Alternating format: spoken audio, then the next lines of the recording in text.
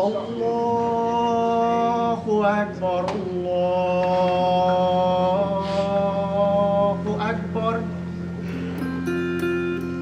Allahu Akbar, Allahu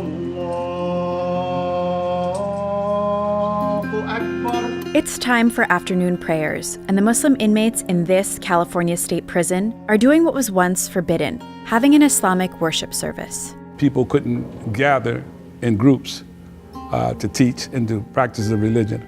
Of the 3,832 inmates at Solano Prison, the chaplain estimates about 5% are practicing Muslims. The prison doesn't track religious identity, partly because it's so fluid. And religious expression is a barometer for how Islam has evolved within the U.S. penitentiary system. Hey guys, I'm Shreen, and today we've traveled to Solano Prison in Vacaville, California to explore how the world's fastest growing religion has had to fight to find a home in prison.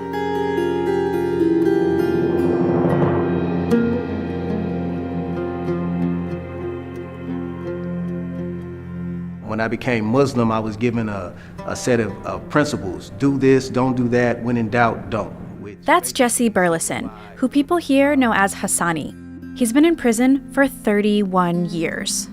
Hassani is one of the practicing Muslims at Solano Prison, and they're part of the millions of people behind bars in the U.S.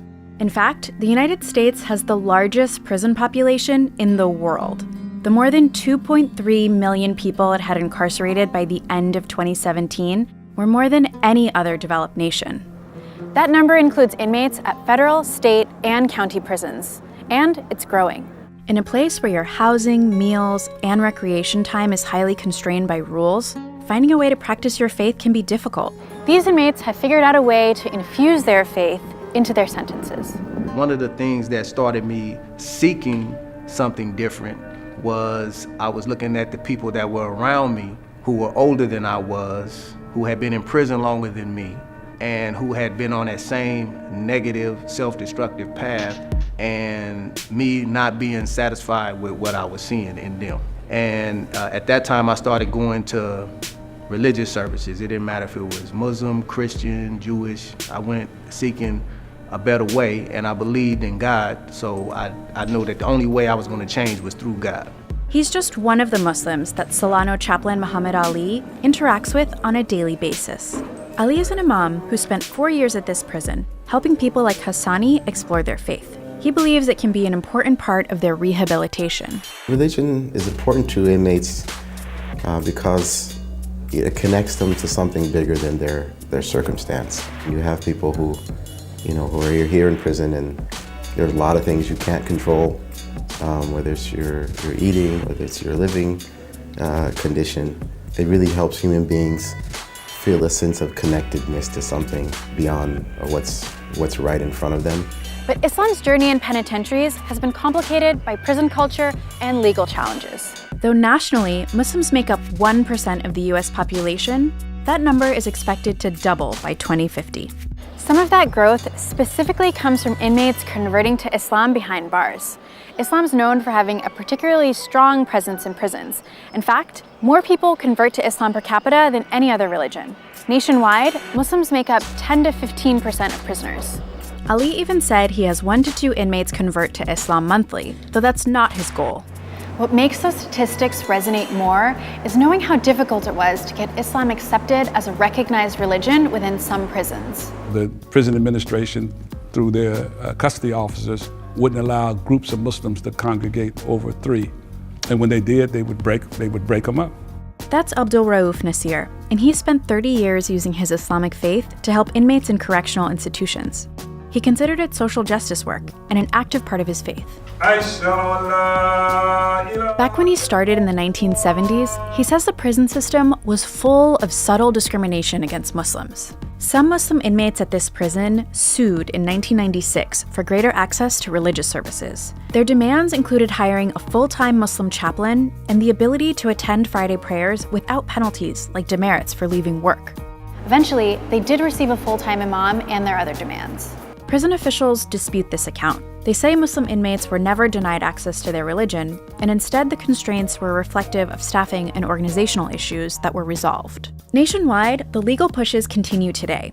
A 2013 report says that Muslims submitted the most religious discrimination complaints out of any other religious group in prison.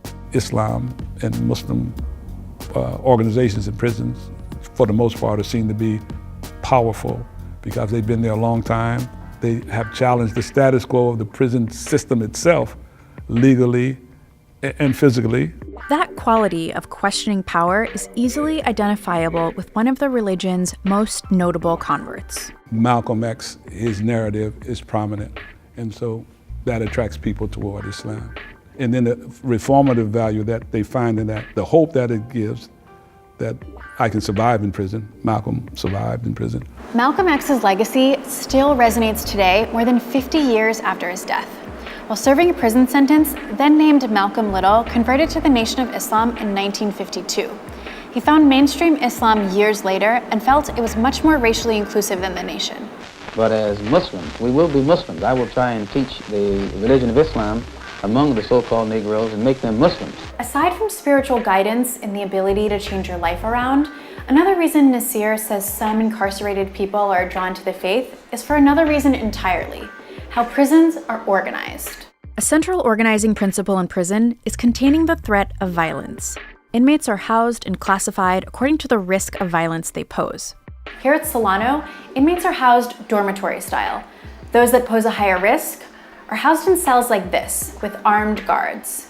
In their downtime, the crew that inmates spend time with matters, because they're the ones that also offer protection. So what does any of this have to do with practicing Islam in prison? Well, Nasir explains that your brothers in the faith can actually help protect you behind bars, and that source of support transcends race.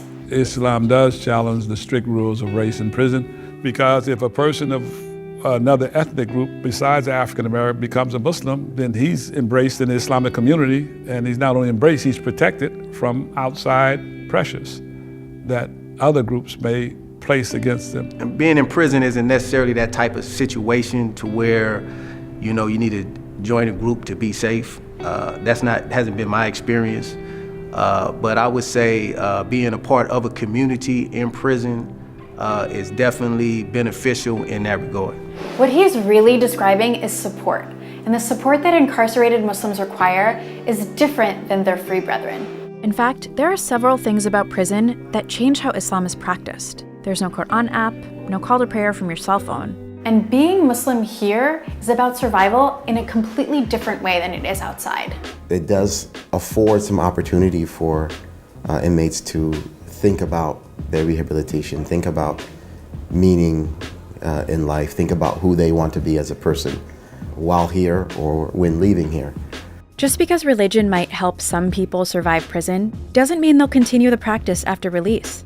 Nasir's seen people let go of the faith when they get out. But Hassani, who's just days from release, has his sights set on making Islam's most important journey for Muslims, the pilgrimage called Hajj. So I think for me that making the Hajj as one of my goals, primary goals, if I keep that as a primary goal, that I will be successful in not only staying on the path, but doing everything that I need to do in order to get off parole, save some money, and make the Hajj.